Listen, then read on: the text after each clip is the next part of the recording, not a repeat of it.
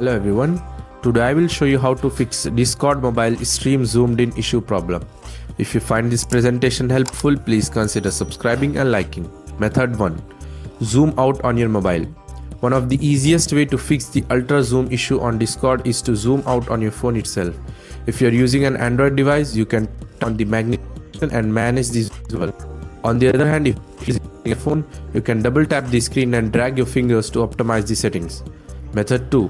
Adjust the appearance setting in Discord app. One possible fix is to adjust the appearance setting in Discord mobile app. To do this, go to your user profile, select app settings, from there navigate to appearance and adjust the zoom level to your preference.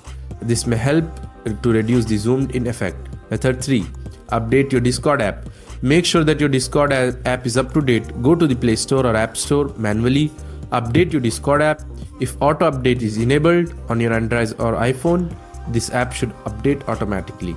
Method 4. Swipe down to make a small picture. If you press the stream on your mobile, you can swipe down to make a small picture in the corner. This is not an ideal solution, but it can help you see all of the screen being streamed. Method 5. Use Discord website instead of Discord app. Another potential solution is to open the Discord website in your mobile browser. Use the web version of app. This can sometimes provide a better experience and may help to resolve the zoomed in issue. Method 6. Restart your device. Sometimes restarting your device can fix the Discord mobile stream zoomed in issue. Try turning off your device and turn it back on again. This can help refresh your device and fix any software issue.